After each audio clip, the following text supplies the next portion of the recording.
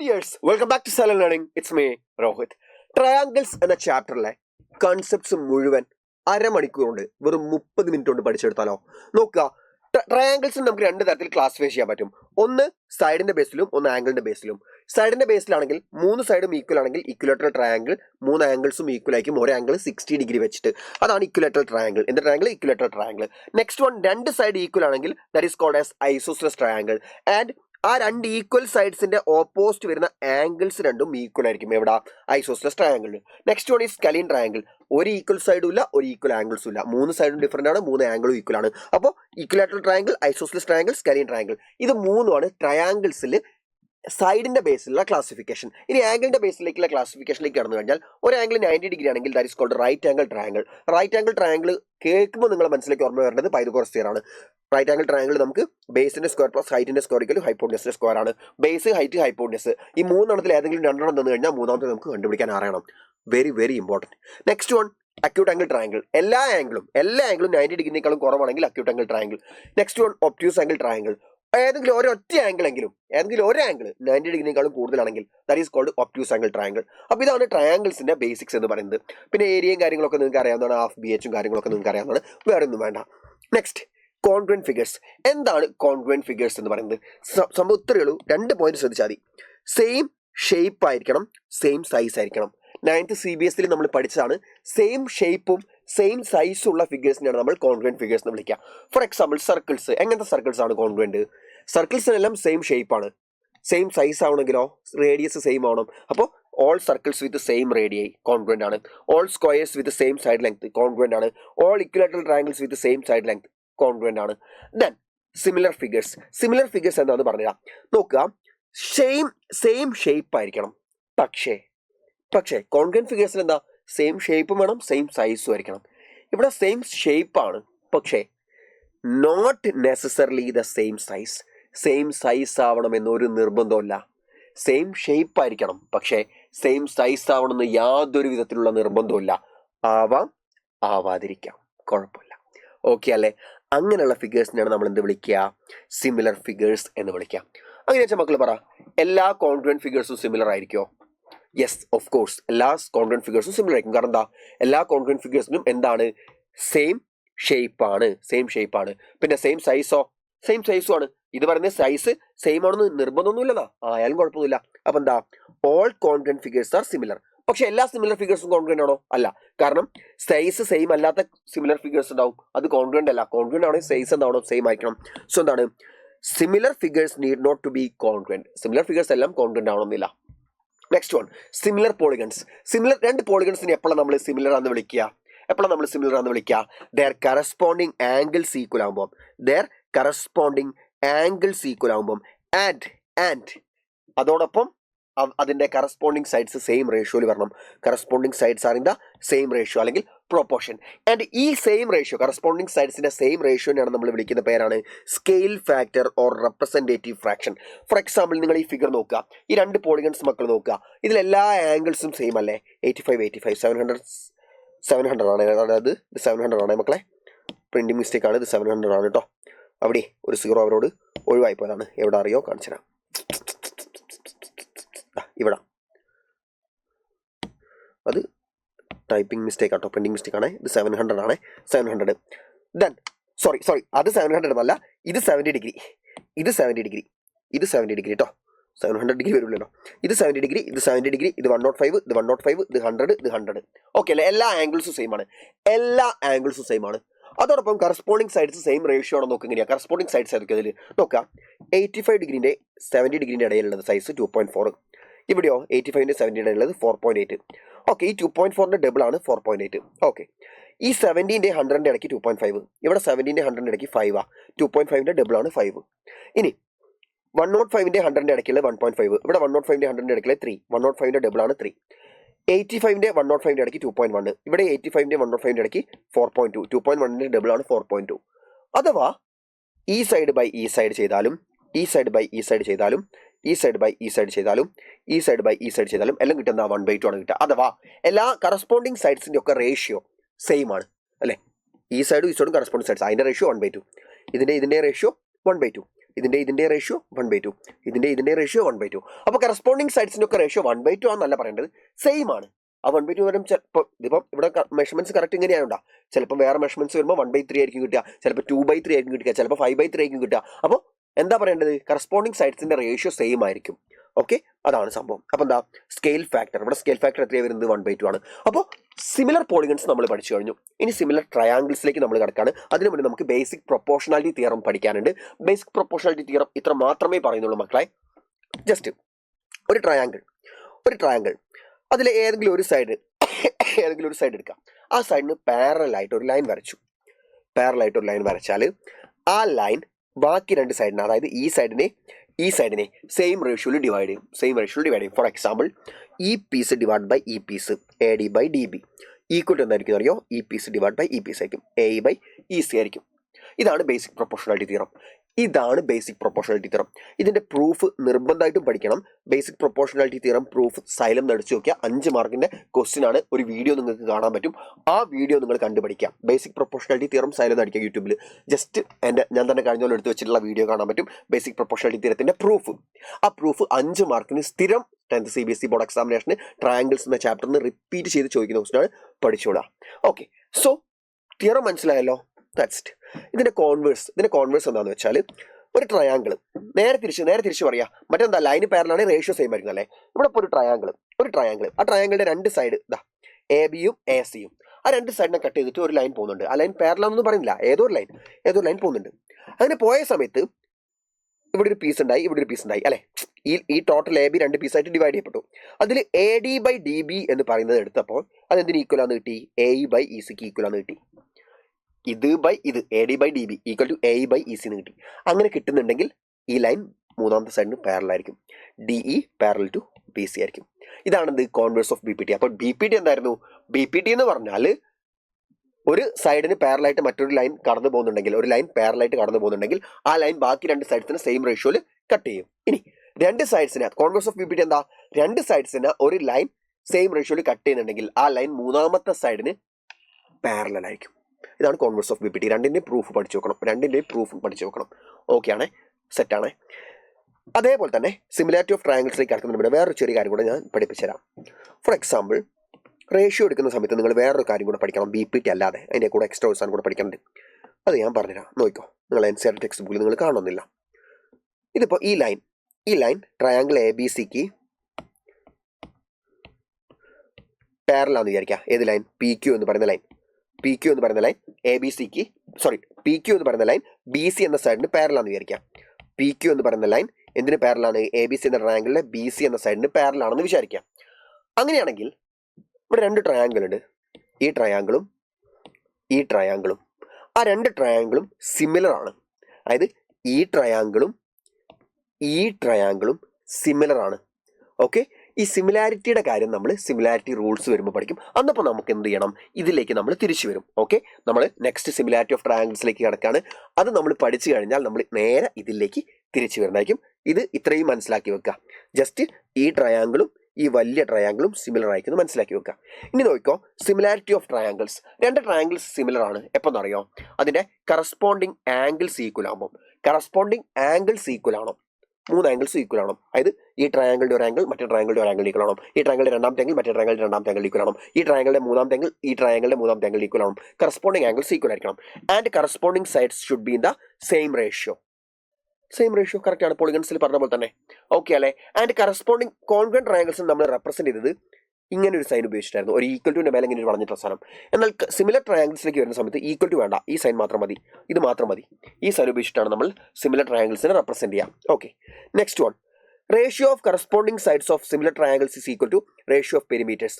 അതായത് സിമിലർ ട്രയാങ്കിൾസിന്റെ പെരിമീറ്റേഴ്സിന്റെ റേഷ്യോ എന്ന് പറഞ്ഞാൽ എന്തിന് ഈക്വൽ ആണ്, സിമിലർ സൈഡ്സിന്റെ റേഷ്യോന് ഈക്വൽ ആണ്. കറസ്പോണ്ടിങ് സൈഡ്സിന്റെ റേഷ്യോന് ഈക്വൽ ആണ് എന്ത്, പെരിമീറ്റേഴ്സിന്റെ കറസ്പോണ്ടിങ് സൈഡ്സിന്റെ റേഷ്യോന് ഈക്വൽ ആണ് പെരിമീറ്ററിന്റെ റേഷ്യോ. അതേപോലെ തന്നെ if corresponding angles of two triangles are equal, then they are known as equiangular triangles. രണ്ട് ട്രയാങ്കിൾസിന്റെ കറസ്പോണ്ടിങ് ആംഗിൾസ് ഈക്വൽ ആണെങ്കിൽ അതിന് നമ്മൾ വിളിക്കുന്ന പേരാണ് ഇക്വിആംഗുലർ ട്രയാങ്കിൾസ്. ചിലപ്പോൾ ക്വസ്റ്റ്യൻ ഇങ്ങനെ വരും, ഇൻ ടു ഇക്വിആംഗുലർ ട്രയാങ്കിൾസ് എന്ന് പറഞ്ഞിട്ട് ക്വസ്റ്റ്യൻ സ്റ്റാർട്ട് ചെയ്യും. അപ്പോൾ നമ്മൾ എന്താ വിചാരിക്കും, ഇക്വിആംഗുലർ ട്രയാങ്കിൾസ് കറസ്പോണ്ടിങ് ആംഗിൾസ് ഈക്വൽ ആയിട്ടുള്ള ട്രയാങ്കിൾസ്, അത്രയേ ഉള്ളൂ കേട്ടോ. ഓക്കെ, ഇനി സിമിലാരിറ്റി തെളിയിക്കാൻ നമുക്ക് സിമിലാരിറ്റി റൂൾസ് ഉണ്ട്. സിമിലാരിറ്റി റൂൾസ് ഉണ്ട്. അതെന്തൊക്കെയാണെന്ന് നമുക്ക് നോക്കുക. എ ക്രൈറ്റീരിയ അല്ലെങ്കിൽ എ ക്രൈറ്റീരിയ അല്ലെങ്കിൽ എ ക്രൈറ്റീരിയ രണ്ട് പേരിലും ഇവൻ അറിയപ്പെടും. എന്തുകൊണ്ട് രണ്ട് പേരും വിളിക്കുന്നു എന്ന് ഞാൻ പറഞ്ഞുതരാം. നോക്കുക, ഈ ട്രയാങ്കിളും കൺസിഡർ ചെയ്യുക. ഈ ട്രയാങ്കിളിന്റെ ഈ ആംഗിളും ഈ ട്രയാങ്കിളിന്റെ ഈ ആംഗിളിന് ഈക്വൽ ആണ്. എയും ഡിയും ഈക്വൽ ആണ്.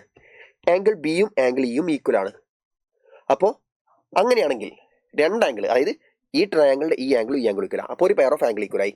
ഈ ട്രയാങ്കിളിന്റെ അടുത്ത ആംഗിൾ ഈ മറ്റേ ട്രയാങ്കിളിന്റെ അടുത്ത ആംഗിൾ ഈക്വൽ ആണ്. അപ്പോൾ രണ്ട് പെയർ ഓഫ് ആംഗിൾസ് ഈക്വൽ ആയി. അപ്പോൾ രണ്ട് പെയർ ഓഫ് ആംഗിൾസ് എ അങ്ങനെ രണ്ട് പെയർ ഓഫ് ആംഗിൾസ് ഈക്വൽ ആണ് എങ്കിൽ നമുക്ക് പറയാം ഈ രണ്ട് ട്രയാങ്കിളും സിമിലർ ആണെന്ന് പറയാം. ആൻഡ് രണ്ട് പെയർ ഓഫ് ആംഗിൾസ് ഈക്വൽ ആണെങ്കിൽ ഓട്ടോമാറ്റിക്കലി മൂന്ന് ആംഗിൾസിന്റെ സം 180 അല്ലേ. അപ്പോൾ രണ്ട് പെയർ ഓഫ് ആംഗിൾസ് ഈക്വൽ ആണെങ്കിൽ മൂന്നാമത്തെ ആംഗിൾ ഓട്ടോമാറ്റിക്കലി ഈക്വൽ ആയിരിക്കും. അപ്പോൾ ഈ ആംഗിൾ ഓട്ടോമാറ്റിക്കലി ഈക്വൽ ആയിട്ട് വരും. അപ്പോൾ വേണമെങ്കിൽ നമുക്ക് അതിനെ എ ക്രൈറ്റീരിയ എന്ന് പറയാം. മൂന്ന് ആംഗിൾ ഈക്വൽ ആയതുകൊണ്ട് മൂന്ന് ആംഗിൾ ഈക്വൽ ആണ്, രണ്ട് ആംഗിൾ ഈക്വൽ ആണ്. അപ്പോൾ ഒന്നുകിൽ എ ക്രൈറ്റീരിയ എന്ന് വിളിക്കാം, അല്ലെങ്കിൽ എ ക്രൈറ്റീരിയ എന്ന് വിളിക്കാം. അല്ല സാർ, അപ്പോൾ എക്സാമ്പിൾ നിങ്ങൾ ഏത് എഴുതിയാലും ശരിയാണ്. ഇനി സിമിലാരിറ്റി ക്രൈറ്റീരിയാസിലേക്ക് വരുന്ന സമയത്ത് നമുക്ക് മെയിൻലി ഡീൽ ചെയ്യാനുള്ളത് ആംഗിളും സൈഡും വെച്ചിട്ടാണ്. ആംഗിൾ ആണെങ്കിൽ എ ആണെങ്കിൽ അത് ഈക്വൽ ആയിരിക്കും.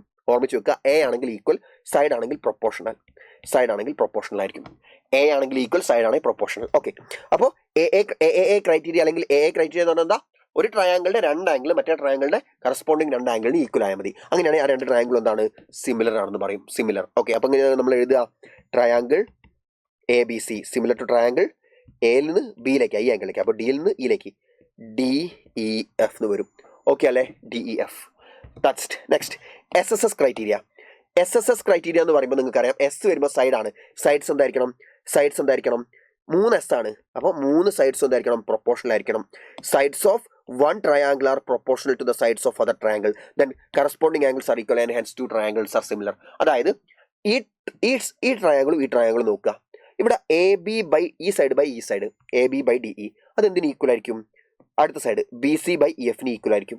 അതെന്തിന് ഈക്വൽ ആയിരിക്കും? മൂന്നാം, ഫോർ എക്സാമ്പിൾ ഈ സൈഡ് അതും, പിന്നെ BC by EF ഈ സൈഡ്. ആൻഡ് നെക്സ്റ്റ് വൺ നോക്കുകയാണെങ്കിൽ AC by DF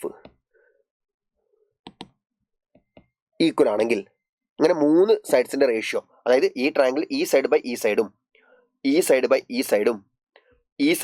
സൈഡും മൂന്നും ഈക്വൽ ആണെങ്കിൽ, മൂന്ന് സൈഡ്സിന്റെ റേഷ്യോയും ഈക്വൽ ആണെങ്കിൽ രണ്ട് ട്രയാങ്കിളും എന്താണ്? സിമിലർ ആണ്. സോ SSS ക്രൈറ്റീരിയ എന്ന് പറഞ്ഞാൽ അത്രയേ ഉള്ളൂ. മൂന്ന് സൈഡ്സും എന്തായിരിക്കണം? പ്രൊപ്പോർഷണൽ ആയിരിക്കണം. മൂന്ന് സൈഡ്സിന്റെ റേഷ്യോയും, മൂന്ന് പെയർസ് ഓഫ് സൈഡ്സിന്റെ റേഷ്യോയും ഈക്വൽ ആയിരിക്കണം. അങ്ങനെയാണ് നമ്മൾ എന്ത് പറയും? SSS ക്രൈറ്റീരിയ പ്രകാരം രണ്ട് ട്രയാങ്കിളും സിമിലർ ആണെന്ന് പറയും. ഓക്കെ അല്ലേ? Next one SAS criteria. SAS ക്രൈറ്റീരിയയിൽ നിങ്ങൾക്കറിയാം, രണ്ട് എസിന്റെ നടുക്കാണ് എന്ത് വരുന്നത്? എ വരുന്നത്. അപ്പോൾ രണ്ട് സൈഡ്സ് പ്രൊപ്പോർഷണൽ ആയിരിക്കണം. അതായത് ഈ സൈഡ് ഡിവൈഡഡ് ബൈ ഈ സൈഡ്, AB by DE. രണ്ട് ട്രയാങ്കിൾ നോക്കുക, അതിൽ AB by DE എന്തിന് ഈക്വൽ ആയിരിക്കണം? അടുത്ത രണ്ട് സൈഡ്സിന് റേഷ്യോന് BC by EFന് ഈക്വൽ ആയിരിക്കണം. നിങ്ങൾ ശ്രദ്ധിക്കേണ്ട കാര്യം, ആദ്യം നിങ്ങൾ ഇവിടെ AB ആണ് എടുക്കുന്നതെങ്കിൽ അടുത്ത ഈക്വൽ സൈൻ ഇട്ടിട്ടേ ആദ്യം AB എടുത്തു, അടുത്തതിലും നിങ്ങൾ എന്ത് എടുക്കണം? ഈ ട്രയാങ്കിൾ സൈഡ് തന്നെ എടുക്കണം, BC എടുക്കണം. അല്ലാണ്ട് ഇവിടെ AB by DE എടുത്തു, ആദ്യം AB എടുത്തു, പിന്നെ DE എടുത്തു, പിന്നെ ഈക്വൽ ടു എന്ന് എഴുതിയിട്ട് പിന്നെ ഇവിടുത്തെ എടുക്കരുത്, ആദ്യം വീണ്ടും ഇവിടെ തന്നെ ആദ്യം എടുക്കണം. എന്താ? BC by EF. ഓക്കെ, അപ്പോൾ രണ്ട് സൈഡ്സിന്റെ, അതായത് ഈ രണ്ട് സൈഡ്സിന്റെ എന്താണ്? റേഷ്യോ ഈക്വൽ ആണ്. ആൻഡ് രണ്ട് സൈഡ്സ് വരുമ്പോൾ എന്താ? റേഷ്യോ പ്രൊപ്പോർഷണൽ ആണ്. ആൻഡ് ആംഗിൾ, നടുക്ക് ആംഗിൾ വന്നു. ആംഗിൾ എന്താ? A4 equal. ആംഗിൾ ഈക്വൽ ആയിരിക്കണം. സൈഡാണ് പ്രൊപ്പോർഷണൽ, അപ്പോൾ ആംഗിൾ എന്താണ്? ഈക്വൽ ആവണം. അപ്പോൾ രണ്ട് എസിന്റെ നടുക്കല്ലേ എ ഉള്ളത്, അപ്പോൾ രണ്ട് സൈഡിന്റെ നടുക്കുള്ള ആംഗിൾ, അതായത് ഈ രണ്ട് സൈഡ്സിന്റെ നടുക്കുള്ള ആംഗിളിന് ഈ ആംഗിളിന് ഈക്വൽ ആയിരിക്കും. Angle B equal to angle E. അങ്ങനെയാണെങ്കിൽ SAS ക്രൈറ്റീരിയ പ്രകാരം ഈ രണ്ട് ട്രയാങ്കിളും എന്താണ്? സിമിലർ ആണ്.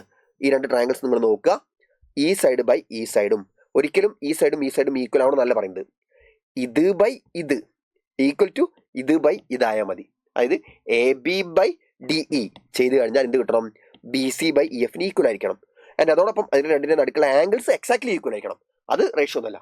ഈ ആംഗിൾ എത്രയാണ്? ഇത് 60 ആണ്, ഇത് 60 ആയിരിക്കണം. അങ്ങനെയാണെങ്കിൽ ആ രണ്ട് കണ്ടീഷനും സാറ്റിസ്ഫൈ ആവുന്നുണ്ടെങ്കിൽ SAS ക്രൈറ്റീരിയ പ്രകാരം എന്താണ്? രണ്ട് ട്രയാങ്കിൾസും സിമിലർ ആണെന്ന് പറയാൻ പറ്റും.